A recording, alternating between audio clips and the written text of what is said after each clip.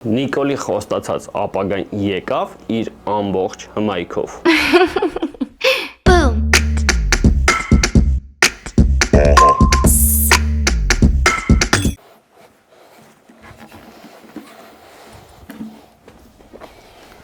Պատրաստվեք, մեզ շատ ծանր ձմեռ է սպասվում։ Ռուսաստանն արդեն մի քանի անգամ ակնարկել է, որ այսպես շարունակելու դեպքում մեզ վրա գազը կվաճառի ստանդարտ գնով $600, իսկ մենք հիմա գնում ենք մոտ 200-ով։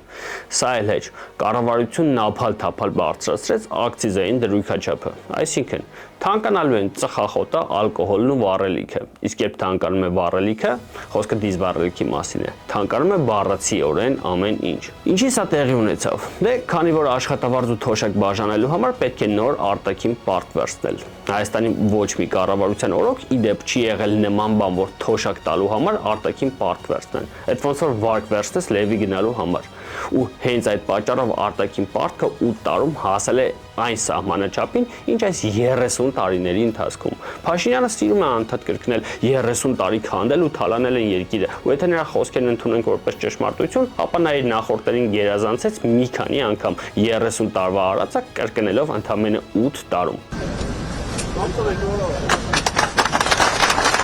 Այդ արտաքին պարտքը սպասարկելու ենք մենք բոլորս։ Քանի որ հերիք չի թանկանում ամեն ինչ, մթերք արտադրող գործարանները սկսելու են աշխատել լավագույն դեպքում 0-ով, որովհետև ի թիվս ամենի Ռուսաստանն արգելեց նաև բուսական ծագման մթերքների ներկրումը Հայաստանից։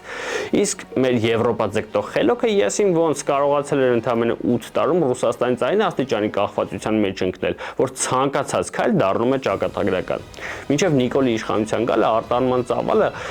մոտ 25% էր, իսկ հիմա դարձել է մոտ 65%։ Այլ ներտրանքային շուկաների տոտալ բացակայության պայմաններում։ Երբ արգելեցին ծաղիկ արտահանել, իշխանական ստատուս-չիները սկսեցին երգել, թե բա կարտահանենք Եվրոպա։ Եվրոպան էլ տեղական սուպերմարկետներն էին։ Ու երբ լրագրողները Փաշինյանին հարցրին, թե եվրոպական շուկաները սուպերմարկետներն էին, ու Փաշինյանը տալիս է հանճարեղ պատասխան։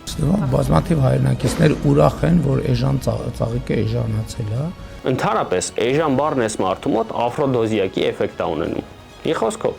ընտրությունները դեռ նոր են ավարտվել, բայց տնտեսական ճգնաժամը արդեն քթներից տակ է։ Թե ինչ անակնկալներ ունի նիկոլական կառավարությունը, երևակայել կարելի է։ Ամեն դեպքում տղամարդիկ թող գեներատորներ ձեռք բերեն, իսկ կանայք վերականգնեն հին ու բարի ավանդույթը՝